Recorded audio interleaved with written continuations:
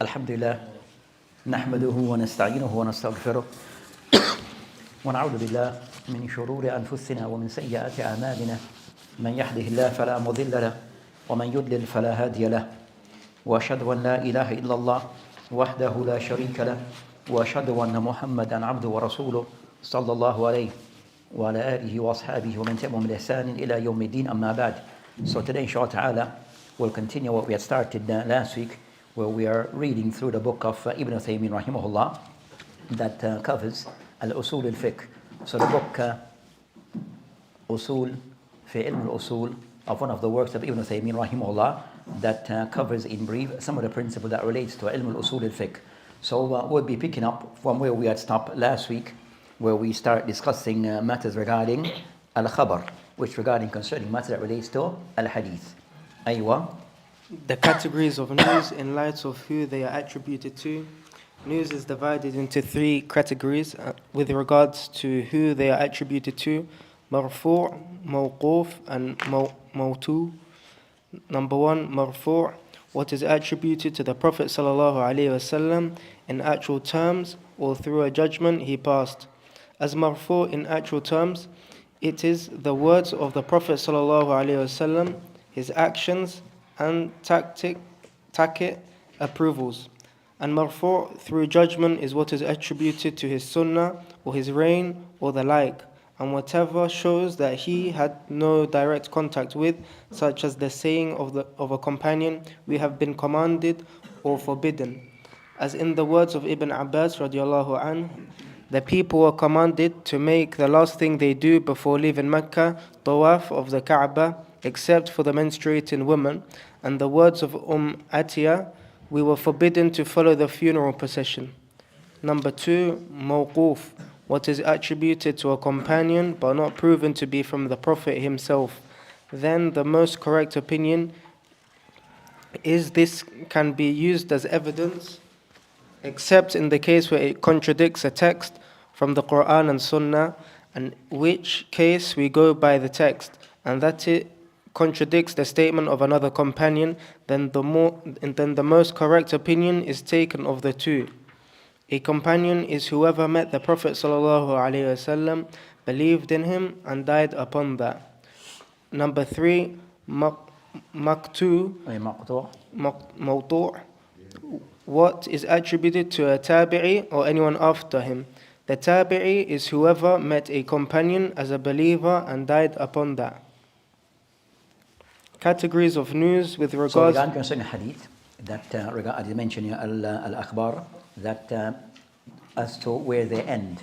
So as for aina yantahi, so as for where these khabar, these information regarding hadith, as to where they ends. So he mentioned that it falls into three categories. So either those narrations that they go back to the Prophet ﷺ, whether directly or indirectly. So that's referred to as marfu'. So anything that is attributed back to the Prophet ﷺ, whether indirectly or second, things that have been transmitted by others about him by way of description, also it is marfu'. And also you have an area that is discussed between the ulama that regarding concerning certain things that was done or mentioned by some of the Sahaba, but it was done during the time of the Prophet ﷺ. Is that also marfu'? And that's also marfu'. So things that was done during the time of the Prophet ﷺ by other Sahaba, then also that is included in what is said to be marfu'. Then they discuss the second by way of type of narrations as to where they end, or the person would end with. They said the second is what? A mawquf. So mawquf go back to a sahabi. So the author, Hafidullah Ta'ala or Rahimahullah, that I explained concerning who said to be a sahabi. So a narration go back to the sahabi by way of his aqwal or af'al. So things that go back to the sahabi by way of his speech or his action, then those are referred to as what we said? Mawquf. Aywa. So then the third area that he mentioned is what? A maqtu'. So maqtu' going back to a tabi'in, or those who came after. So tabi'in, or if the person after tabi'in, they'll specify that individual.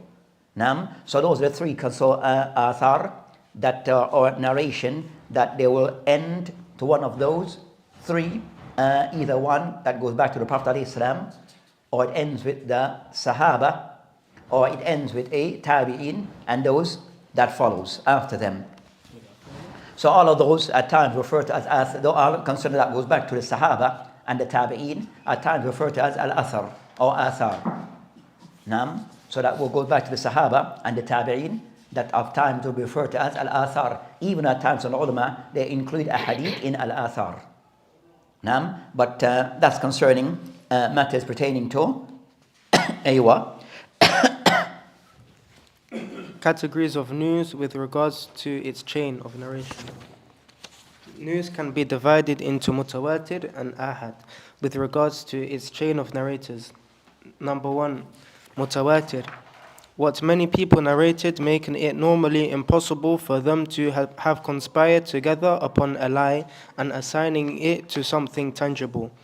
An example would be the saying of the Prophet ﷺ, "Whoever lied on me deliberately, let him take his seat in the fire." So they mentioned next regarding concerning although the matter regarding al-khabar, which is concerning hadith. So they discuss concerning the word khabar, that it means matter that pertains to a hadith, or narration. So of those things regarding concerning that al-khabar, that another thing that is looked into regarding concerning al-khabar, that is covered regarding concerning that kayfa wasala ilayna, how this khabar it reached us. So by way of looking merely and concerning how it have reached us, that it is mainly looking at the isnad. How many people are mentioned in the isnad? So you have the isnad may have different levels. You have the level of the Prophet ﷺ, then you have the Sahaba, then the Kibar Tabi'in, then you have Tabi'in Sigar, and then you have those who came after. So you have different levels. Nam, so they're called tabaqat. And the ulama they call tabaqat. Nam, so you have one hadith will have various levels. So you look to each of those levels of the hadith in the isnad, then to see how many in any of those levels was the least amount of people present as narrators. So if it is of the first we mentioned concern, so those the isnad, by way of how it is classified by looking at the tabaqat and how many narrators are present. If those narrations, it have many narrators in all the levels, all the tabaqat, you have many narrators, then to refer to with other condition as mutawatir, because in each of the level there are many narrators. Also, those narrators were unable to agree upon either lying or a khata, to mention something that is incorrect or something, or lie upon a matter. And also it mentioned the third matter that it also yufid that yukhbar am his, that is also something which is tangible, which is they mentioned concerning either that concern al-his, something that they have seen or heard. So that's something that is in their minds. So that would be something which is tangible, that they're informing about something which is tangible, which is either they have all seen that thing or everyone heard that thing for themselves. So it couldn't be an idea, because it could be, I can mention an idea, but it is not tangible. So that's concerning khabar mutawatir. Now, then the author, rahimahullah, he mentioned an example with the hadith, man kadiba alayna. So the ulama mentioned concerning, if you were to, with that definition, you have other criteria that is given regarding a hadith al-mutawatir. So those three are the primary ones. Everything else, as mentioned by Ibn Jama and mentioned by other ulama, that regarding that all the other criteria and condition that is mentioned regarding hadith mutawatir, that those conditions are disputable. But the three main ones are the ones that the author he mentions. Then he mentioned the hadith, man kadiba alayna al-hadith. That hadith is said to be after one of the best examples of a hadith, mutawatir lafdan wa ma'na. Mean that hadith, all the companions, everyone narrated that hadith. They narrated that hadith with the exact same wording and meaning. The exact same word, or the word that is used, is everyone used generally the same wording. So they said the meaning is one, the wording is the same. So that's hadith mutawatir lafdan wa ma'na. This is one word, hadith mutawatir lafzi. Aywa. Number 2, al-ahad. Whatever is lesser than mutawatir, and it is graded into 3 levels: sahih, authentic; hasan, good; and da'if, weak. Sahih, what is So mutawatir is not class. If a hadith is said to be mutawatir, then it is accepted to be sahih. As a general rule concerning ahadith al-ahad, that which is this matter regarding ahadith being classed as ahad or mutawatir, this is really something from the fuqaha, not really from the muhaddithin. So this type of classification of hadith in that type of manner, then is something that has been said of those things that been taken from the fuqaha and the usuliyin. And if we see them in the books of hadith, we become also a part of the books of hadith. It is mainly taken from what they have laid down as those rules. But then mentioned concerning that, so if an ahadith mutawatir, either lafdan, as we mentioned example, man kadba alayna, and ahadith mutawatir ma'nan is the next category of hadith mutawatir. Ma'nan by way of the meaning. So the wording is a little bit different, but the meaning is still, it is the same meaning. But the wordings are what? Different. So I mentioned, and that the word, but I mentioned, or the hadith is kind of somewhat, it's central on a particular thing. Many hadith talking about a central matter. For example, they mentioned as example, a hadith ad-dua. They said that the hadith are related to the Prophet ﷺ making supplication dua, that there are many ahadith. To the extent of, it is said to be mutawatir ma'nan. By way of, in istisqa, in battles, and you have many hadith of different situations and circumstances where it is focused on in making dua. So that's considered to be mutawatir by way of the Prophet ﷺ making dua and encouraging regarding a dua. Hadith mutawatir, they mentioned that that's in bab of aqidah, yasuna hadith said to be mutawatir ma'nan, which is hadith concerning al-hawth, hadith al-shafa', hadith adab al-qabr. Also include regarding a hadith al-mutawatir regarding as-salah, al-khamsa salawat, as-siyam, al-hajj. So all those hadith, because those acts have been mentioned by many.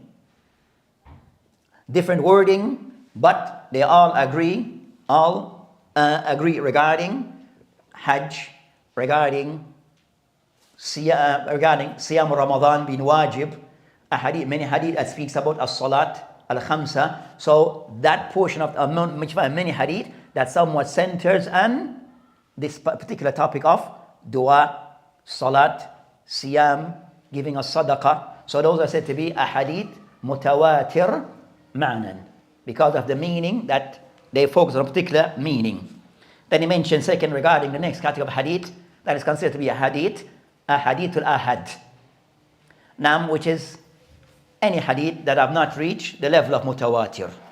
Hadith ahad, simplified way, any hadith that is not said to be mutawatir. It is ahad. But then hadith ahad, the author, he mentioned that they, by way of the hukum, that is the grade that is passed upon them after being looked into, they either fall into being sahih, hasan, or daif.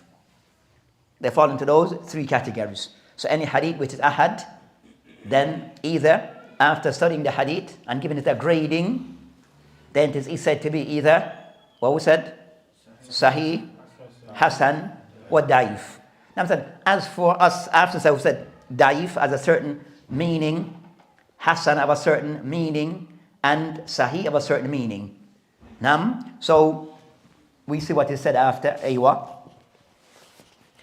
Sahih, what is narrated by someone upright with precise and complete recollection and a connected chain of narration, void of any anomalies or hidden defects. Hasan, that's concerning, so that's hadith as-sahih. So for the person who is a faqih and the person like the faqih have to understand regarding concern that hadith that have been transmitted to us, and they are from the class of Abu referred to as hadith ahad, that they could be sahih, they could be hasan, and both sahih and hasan is said to be in one category, hadith maqbool, hadith with acceptable. So hadith, they said hadith al-maqbool It means hadith that it has fulfilled certain criteria of being accepted, acceptability. Aywa. So hadith of that level, then they are different grades. Sahih, and that also have 2 levels. Then you have also hadith al-Hasan of 2 levels, but all that are considered to be hadith al-Maqbul. Hadith Maqbul. So definition is given for hadith al-Maqbul. That's what he says there. Hadith Sahih. That's the highest level. What's reader? Sahih. What is narrated by someone upright with... So I said that of the narrator, which is considered all the riwayat in the hadith, must be udul, people who are credible. And that has this rule as to when a person said to be credible. 5 conditions for a person to be said to be as a narrator, with the exception of the Sahaba. So rules regarding the checking. So that's regarding the isnad, which is which is concerning that rawat al-udul, that the narrator said to have adalat al-rawat. That rule applies to every narrator except for one group of people, and that's the Sahaba. So the Sahaba is not checked and verified and critiqued regarding whether they are the rules of what they said jar wa ta'dil applies to them.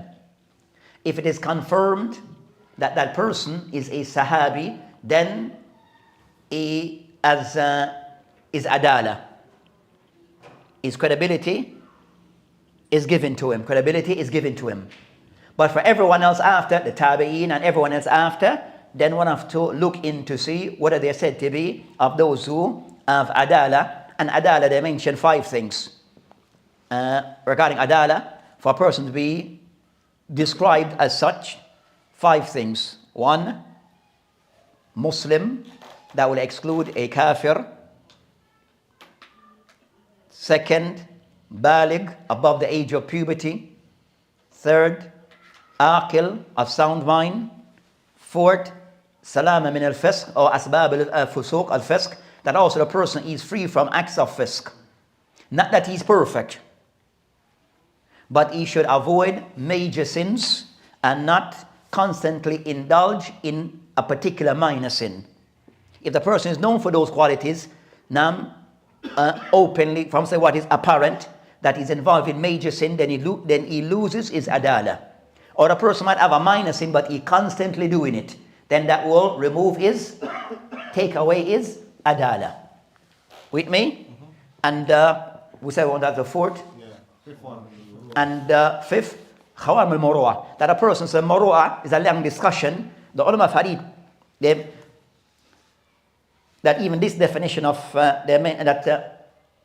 muru'ah, that they discuss what is muru'ah regarding concern that in matters concerning that which would be traditional practices, the person uphold decent, acceptable traditional practice. Understood? So traditional practice will be, for example, it may vary from one place to another. So it's a traditional practice considered to be decent and acceptable. Like as we mentioned before, us in London, if you see a person walking outside in the street bare feet, is that a problem? It's a problem in the society. People are thinking something wrong. So if a person says, and so, but you go to a next country and they walk bare feet, and that's adi. That's nothing.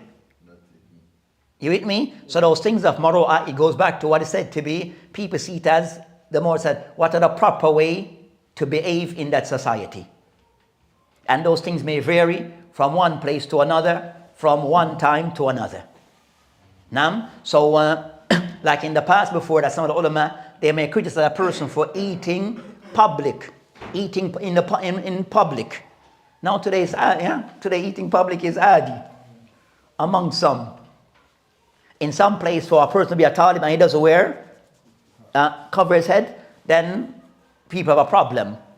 I tell my brothers that I was in a city and visiting, and with a group, I went to a masjid to pray. It was Fajr, so I went there to pray Salatul Fajr. But we were rushing to pray Fajr because we were travelers. Went to someone's home, then relaxed. Then it was time for Fajr. Then we had to go out. Local masjid. So I left my Kufi, bare-headed. Nam, and they pray at the mat, and so after Salat finish, then a little man come and just kind of rub my little head.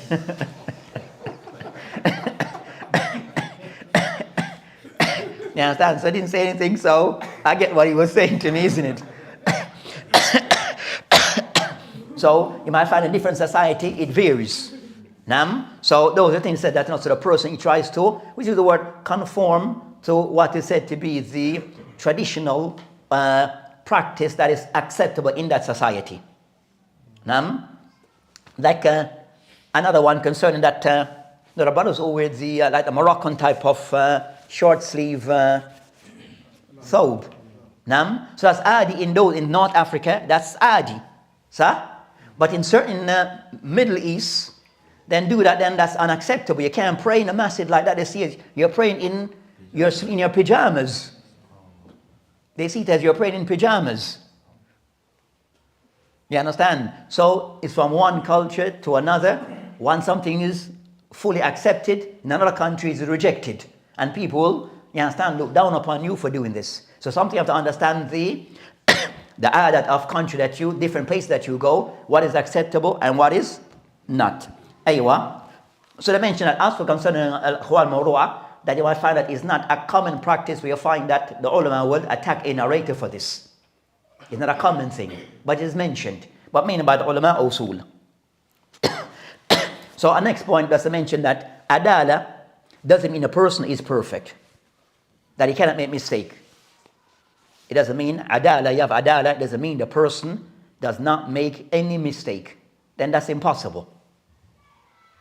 Nam, but as Imam, as I mentioned concerning that, man ghalaba alayhi at-ta'a, that the one, adala, the one who that is more renowned for doing things of obedience to Allah subhanahu wa ta'ala. Aywa. And the connected chain of narration, void of any anomalies or hidden defects. So those are the condition of hadith to sahih. They have khamsa, 5 criteria for hadith to be authentic, 5 condition. So in quick, what I make that itisal sanad must have a complete chain, and that also have criteria. When an isnad is said to be muttasil, it have rules or condition. Then the second, adalatul rawat, that each narrator in isnad must be of a certain standing, then third, dabt al-rawat, I just say itqan, different words, but the person also have precise memory. Is good, so either a thing that he has memorized, or a thing that he has written, also those things are recorded as they were heard and preserved. Then the fourth, that adam al-shudud wa adam al-illa. These are now 2 things that the hadith should be free from, which is shudud wa illa. Shudud, that things that are irregular. Things that are maybe irregular or odd, then those things are shudud. They have a meaning of shudud, the ulama al-hadith. And then the fourth concerning adam al-illa. Illa are defects that are hidden, not apparent. So those are the 5 criteria for hadith to be deemed to be authentic. A lot of times you'll find, especially concerned when a person passes judgment in hadith, can you find that like in universities, that they'll act in the field of hadith or any science, especially books of traditional books, that will ask the person to pass a judgment in the hadith. But you'll go to the book of Taqrib by Ibn Hajar. So Ibn Hajar rahimahullah have a book called Taqrib al-Tahdhib, which is about narrators of Kutub al-Sitta. With me? So I give you the books of Kutub the author, the Kutub al-Sitta, their narrators and their books. So Ibn Hajar have many books. So I give like a summary, a 1 volume, a quick thing. A very summarized thing. So he will pass his own judgment and rawat in that book. And sometimes I find his judgment is sometimes may need to be reviewed. But some universities that's the main book that for you to pass judgment and rawat, which is, as many have mentioned, then that's somewhat not the best way to approach things. Not the best way. And you find a lot of discussion regarding hadith. It is centered, ruling on the hadith is revolve around those first 3 conditions less of the two last. What are the first three? Ittisal, al-adalatu rawat, and the third? Adopt. So you find that, especially concerned in the books of the fuqaha, that in judgment hadith, they focus on those first three, less the last two, as mentioned by al-Dhahabi in his book Al-Muqidha. Aywa. Number 2, Hasan, what is narrated by someone generally pious, of a reasonable precision and recollection, with a connected chain of narrators, void of any anomalies or hidden defects. It may reach the level of Sahih if there are many chains of narrations, and it is called Sahih due to others, Sahih li ghayrihi, supporting chains of narrators. Or, number 3, Da'if, which is whatever does not meet one of the conditions of Sahih or Hasan. It, the Da'if hadith, may reach the level of Hasan if the chains of narrator are numerous, in a way that each narrator supports the other. It is known then as Sahih due to others, supporting chains of narrators.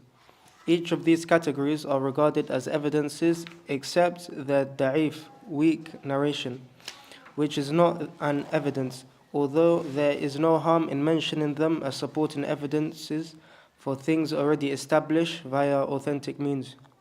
Yes, so the author, rahimahullah, this discussing regarding concerning these ahadith, that the impact or the hukum that goes with them. So hadith is classed as sahih, then it means that whatever that hadith can be acted upon. So the general rule is that it can be used, and therefore it becomes an authority regarding establishing rules in Islam. So hadith is said to be sahih, then it becomes a valid evidence can be used. And acted upon. Then second category, which is hadith hasan. So also if the hadith is said to be hasan, that is not to the level of sahih, but because it's still considered to be maqbool, the hadith is acceptable, then also it can be used as an authority in establishing matters in Islam. When the matters of i'tiqad or matters of al-ahkam. So hadith al-hasan and sahih, that they use as evidence regarding matters of i'tiqad and also matters of ahkam shar'iyya regarding halal and haram. Then discuss matter regarding the third, which is hadith ad-daif.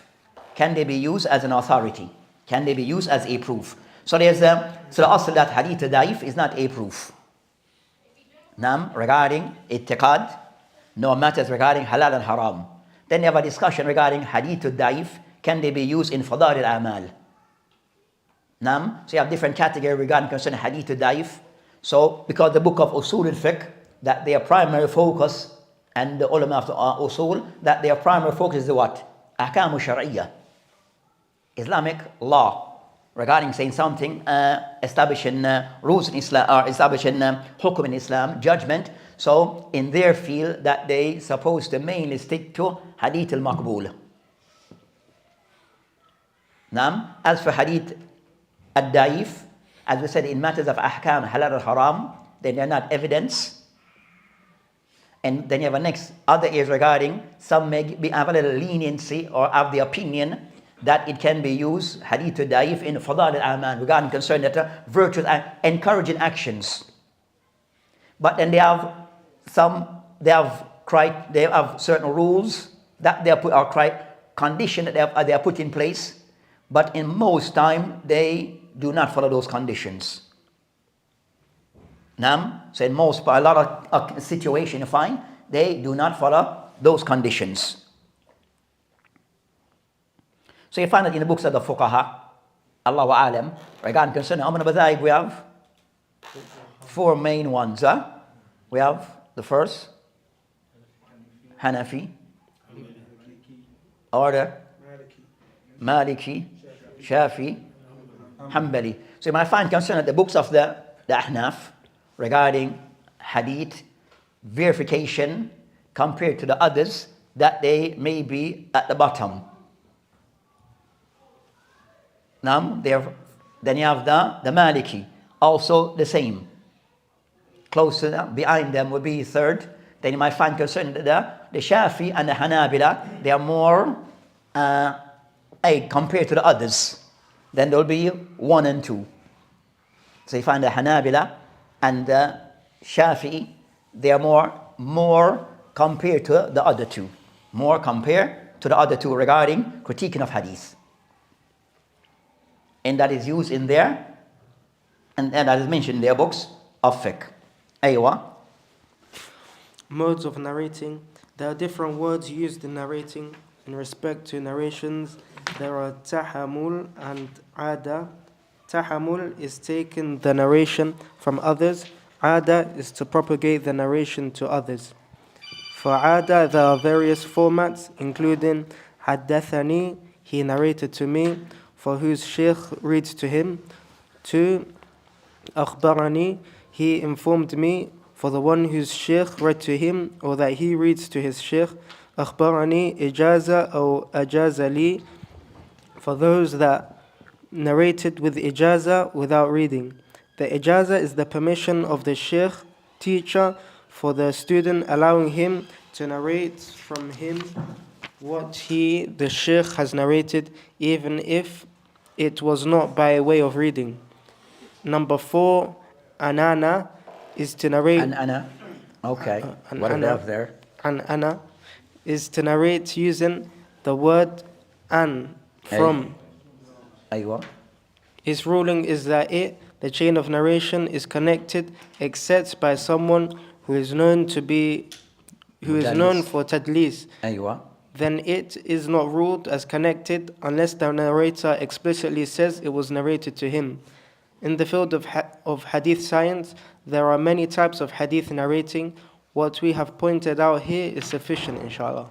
So that's the end of that. And then I mentioned the next point that he mentioned, the last point to discuss. So I said before we go to the last point to discuss, regarding concerning matter that relates to hadith, that we find, as we said, you have ulama who fall in the category of said to be the fuqaha, and we have those who are said to be usuliyin, and we have those who are said to be muhaddithun. Nam, with me?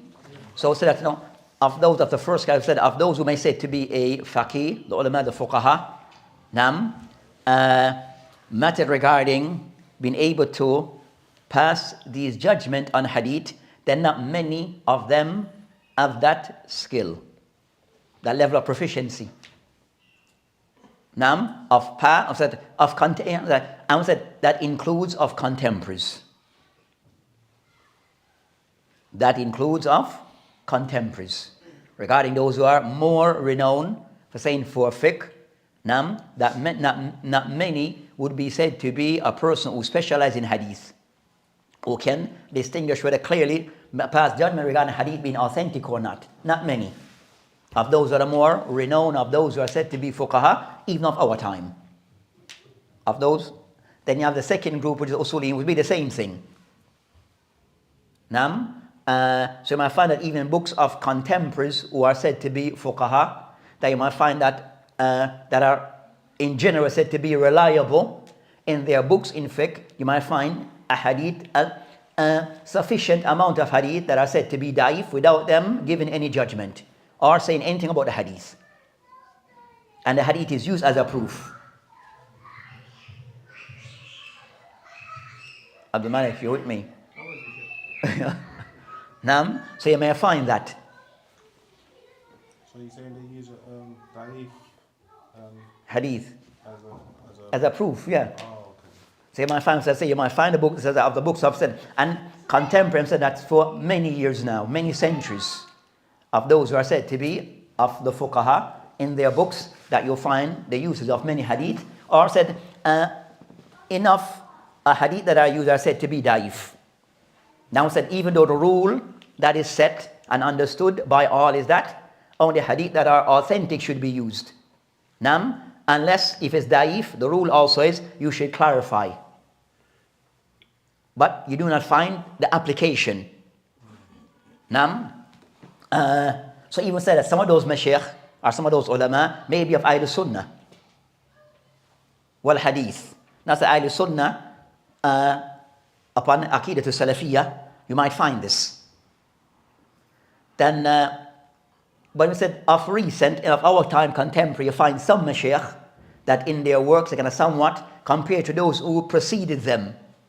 that they may, and said they have said of those of said who take the path of the fuqaha, that they may give some effort in mentioning the gradings of hadith. With me? So you find of those who kind of somewhat follow that type of path. Then we mentioned that as for those who are said to be the muhaddithun, that said their area is regarding, so you find the muhaddithun that they have of two groups by their specialization. A group of muhaddithun who said muhaddith sarf. He's just a person who just deal with hadith and grading of hadith. Then you have those who are said to be ulama fuqaha, that's a muhaddith faqih. So he's a muhaddith, but also he has that he's said to be also a faqih. You have a lot of discuss many matters of fiqh. So for example, of the past, Imam Bukhari, he said to be a muhaddith faqih. Abu Dawood, muhaddith faqih. So you find this. You find a person that is feel, as we have mentioned before also, that Ahmed Hassan, that for example, Ahmed bin Hanbal. We said that of the people who mentioned that he is only a muhaddith and not a faqih. But even though the view that is established now that he is a muhaddith faqih. But you find ulama, earlier times, may seem only as a muhaddith, not a faqih. And they don't mention much of his aqwal in their books. So as I said, with this matter regarding books and fiqh, then the person have to rely upon another book regarding concerning studying of fiqh, a book that can help you regarding hadith that are mentioned in the book in fiqh. What are the judgments on those hadiths? So you might read a book in fiqh, a general book in fiqh. They mention a hadith. As we said, in most cases, not many discussion regarding the grading of hadith. So you're left, okay, but he's mentioned a book in fiqh and he said this thing is wajib, this thing is mustahab, this thing is haram, but he didn't mention the judgment of hadith. Hadith in the Abu Dawood. Okay. Hadith authentic or not? So you believe the author mentioned it, then either he's of the view that hadith is authentic, but then it's still upon the answer, but then you need to verify. So you need to go back to another source to help you, to guide you regarding knowing the judgment of those hadiths. The books of the fuqaha. If you're reading books of fiqh, you understand? So, Kawdin Usul al-Fiqh, so Usul al-Fiqh is a pathway to Ilm al-Fiqh. So it's a pathway to Ilm al-Fiqh, as these are the principles and the rules. But we said, sometimes you have the rules, but application is not fully in line. Type. So you find that some of the mu'addithin from each madhab of the madhaib, Hanafi, Maliki, Shafi, and Hanabila, that they have gone to a book, in a main book, a reliable book, in the book of one of those madhahib, and they went to all the hadith that they mentions. Clear? You with me? So you find that the Hanafi have a main book in fiqh, for example, Hidayah. That's like a standard main books that is studied from then up until today amongst the Hanafis. And mention a hadith, but no judgment on the hadith. As sometimes I find they mention hadith in their books that it have no asl. Sometimes they may mention one hadith, but it's actually two hadiths they have combined together. So you find this sometimes occurs. So you find that of the ulama, and maybe find a Hanafi Shaykh who has ilm al-hadith, may go to a book in Hanafi fiqh and then go through all the hadith or evidence that's used in that book and grade those hadiths. So now you have something to balance things out. So you have the Hidayah and other books. Then you have those who, then you have the Maliki, then you have Al-Shafi'i, Ibn Hajar. I've done stuff for that, and Ibn Malakkin. I've done stuff for the many books of our works in Shafi, and then you have the Hanabila. So you find the book of Shaykh Albani, Irwa al-Ghalil is to check a book in the books of Hanafi and Hanbali fiqh. And then you have others who have followed suit. But you have books that will take that path of going to a book. Sometimes, and you find that in books in tafsir, we call books of takhrij, that they'll go to maybe a book, a particular book, a famous book in tafsir, and check all the hadith. A famous book in fiqh, and they check all the hadith. So you have those sources to help you regarding, we said, the rule, even though it is there, sometimes it is not followed to the extent that we would expect. So that's concerned. So it's known which are the sources to go back to help regarding clarifying those hadith that are used in books of fiqh as which are sahih and which are not. The next thing regarding that matter is knowing who are those ulama of hadith that are reliable. Knowing who are the people of ulama of hadith that are reliable regarding their judgment on hadith. Then that also of the thing to be aware of. Aywa. So the muhaddithun of our time will be, like everyone say, Shaykh Albani. And then who else? Shaykh Muhsin. Okay. Anyone else? Huh? You have 2 Arnaud. 3 Arnaud. So Abdul Qadir and Shuhaib. Shuhaib. Aywa. So you have some people said in every said that's the one that so you have the ones that are popular. I said those ones are popular, and you have like Shaykh Muqbil, rahimahullah ta'ala, that those ones said are more popular, that they did the application regarding they'll go to books and check the hadith in those books. Now so you find that you mentioned Sheikh Shuaib Arnaud that he goes to, so he has a check-in or a book on Sahih Bukhari. He has his print of Sahih Bukhari that he has gone through Sunan Abu Dawud and passed judgment on the hadith. At-Tirmidhi, Ibn Majah, and Nasa'i. Also, Arnaud, also Musnad Ahmad ibn Hanbal in 50-something volumes with his team. So they have gone through books and go through the ruling or pass judgment on the hadith in those particular books. So if you want Abu Dawud, you can go to, you find that you buy a print, of example, of Shuaib Arnaud. We should get the book Abu Dawud and also his judgment on the hadith. And also a Sunan al-Arba. And Shaykh Albani have done the same. Shaykh Muqbil has his own set of books. And who else? You mentioned? Shaykh Muslim Abad have no, to my knowledge, much work on grading on hadith. You don't want to say grading on hadith. Even you mentioned. So my friend, some may have books of explanation of hadith, but not the field of grading of hadith. So those ones becomes those ones in the sense of field of muhaddith, because it doesn't. A person may explain a book in a hadith book, but he's not a muhaddith. And that you find, you understand, he's not a muhaddith. But he may have hadith skills and hadith maybe, but didn't go into the full checking of the book. Like you have one book that is being now checked by someone who is alive, like he's a muhaddith, but not known to many. And something you find with muhaddith, they're that type of people. They're present, but they're absent, not known. So you have one that is checking Sunan Abu Dawud at the moment, and they're sending off his work will supersede any work in Sunan Abu Dawud of his checking. And it's about now 20, 30 volumes, and it still hasn't been completed. So I said, knowing the people hadith regarding concerning, is it said hadith, muhaddith by way of, is said to be a muhaddith, but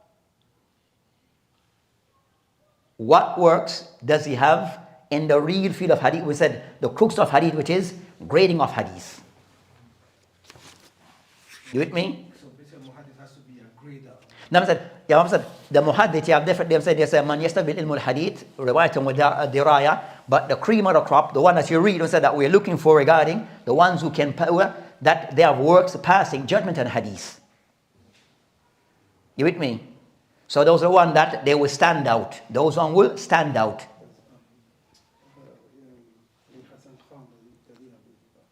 No, Sidi Hassan Khan. Now, Sidi Hassan Khan, a lot of his works, he has various works on different things.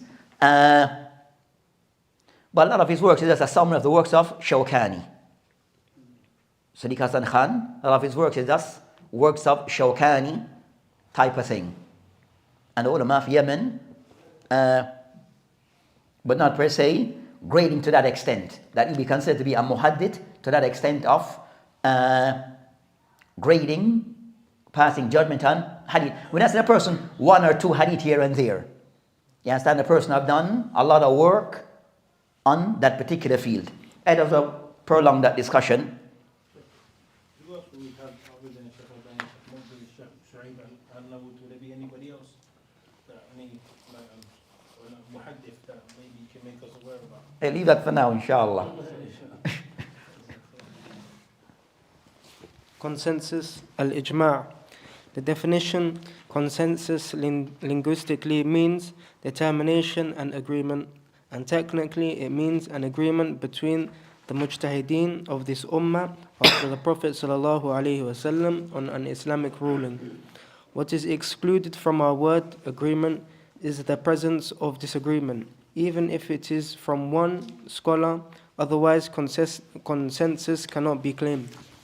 So the author, rahimahullah ta'ala, now go to the next of those matters that are covered in Al-Usul al-Fiqh, which is of those things that are said to be adillah al-Shari'ah, those evidence that are used in the Sharia in matters of ahkam that they mention here, al-ijma'. So the third of those proofs, so they mention Quran, so they mention here, so another of those proof or evidence, authority, would be the al-ijma'. So now we'll explain what is ijma', as to what the ulama have defined what is ijma', which is consensus, as they say in English. But then, what does this how do we define and put what are we defined what is al-ijma? So you define what the ijma, we mentioned ittifaq. So ijma, when they mean by ijma, what is meant by this? Ittifaq, mujtahidi, it is an agreement between the people who are said to be the mujtahideen, the scholars of that level, the highest level.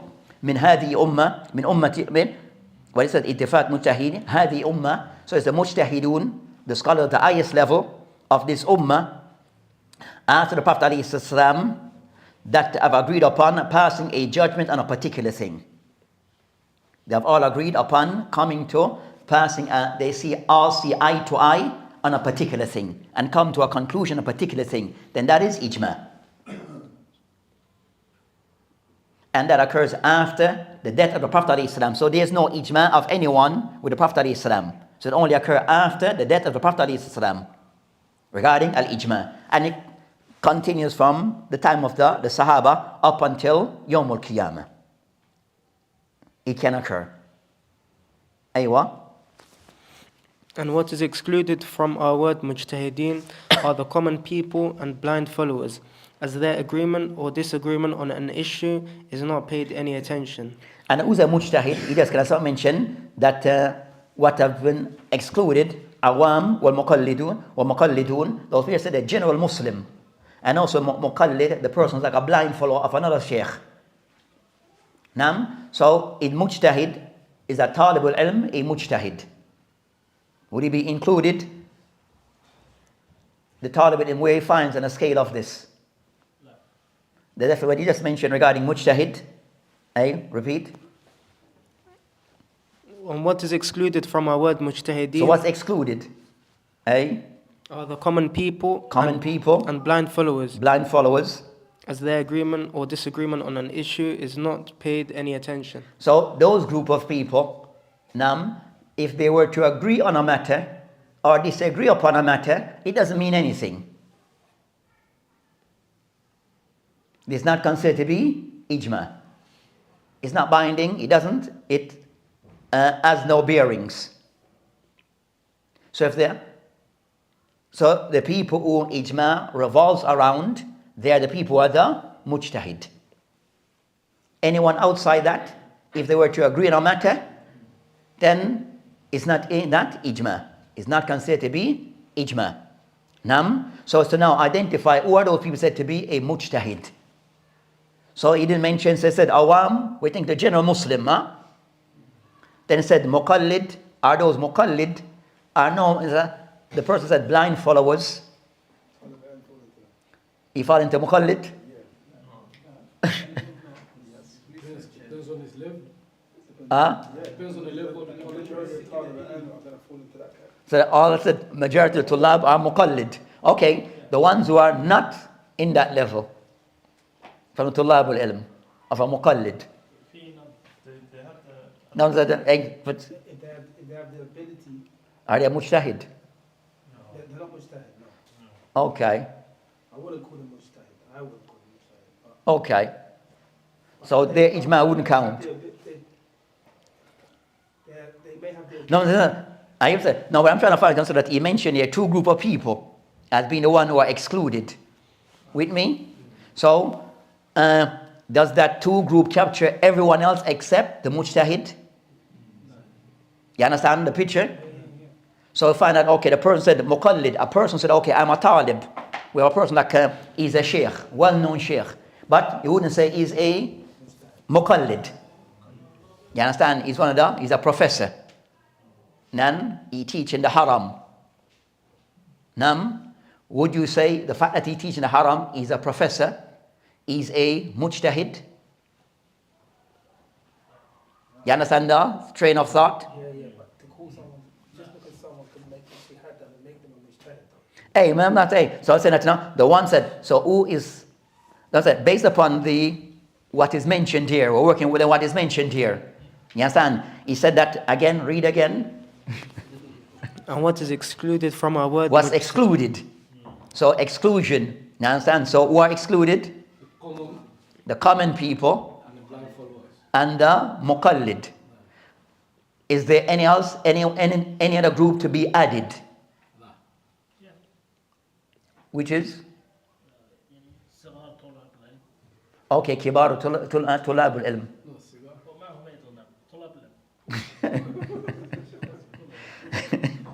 مجتهد ليس طلاب العلم طلبة العلم لا كيف okay the fact no what it shows that as for says how we understand things with me so I said to myself so mujtahid you understand from what we say working here so I said it's a show concern even us how we understand and said understand language of the ulama and he mentioned two groups of people. So okay, we said, is there anyone else missing or should be included? Now, so I might say muqallid is at times from a person like he's a student of knowledge. Now, but he follow others. With me? So the talibul ilm who doesn't follow others, what is he? Mujtahid huna, mujtahid meaning here, what we're talking about, mujtahid are the ones who make ijma. So also with his thing, another thing they mentioned that concerns that they mentioned that we mentioned about tulabul ilm, talabatul ilm. You understand that you have sigar or kibar, but you wouldn't refer to the mujtahid to be a talabatul ilm. A mujtahid is a talabatul ilm, is a talibul ilm. And I said, hey, so I said, because the Shaykh then said, that will come later to give us a more better idea as to who's intended. Naam. So in discuss concerning Bab al-Ijtihad, he will go in more detail as to who's intended by a mujtahid. Naam. But he mentioned general, ijmalan. But you have details that goes with it. But he can somewhat give us a general idea as to those who are not included. But a person can try to include himself because he may see himself as being the awam. He's not from the muqallid because he's a talib al-ilm and I'm less a muqallid. I'm not Shafi'i muta'assib. I'm not Hanafi muta'assib. I'm not Maliki muta'assib. I'm not Hanbali muta'assib. So what am I? I'm not in that category. Nam was said that so some people might try to use kind of somewhat to, you understand, to, and also this can to promote others. You understand that? Each Shaykh said, if the Shaykh he teaching the haram and he's a professor, is he a mujtahid? Would he be classed as a mujtahid?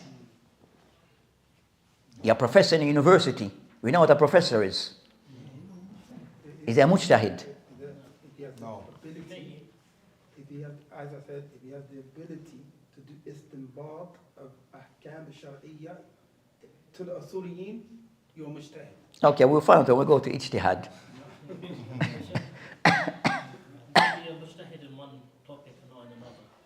If there's a next is that tajazza, that's the next matter, but we're saying concerning what's the criteria when a person said to look to a person he's a mujtahid.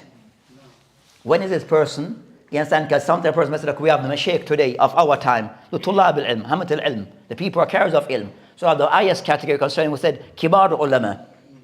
Okay, what makes a person kibar ulama? What makes a person that we're going to class that person to be from the kibar ulama? What makes him fall into that category? The people of his time, they attribute that to him. Okay, because I didn't know what I meant. Okay, that's it. They're on the consensus. he has Ijma.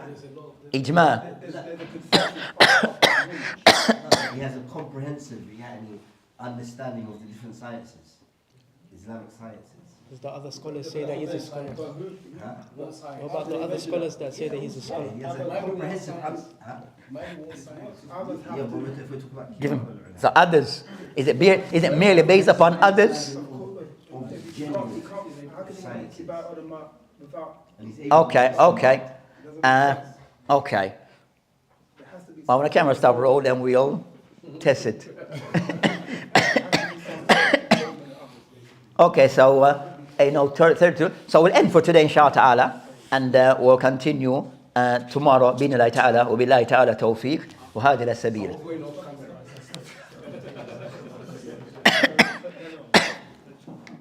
Huh?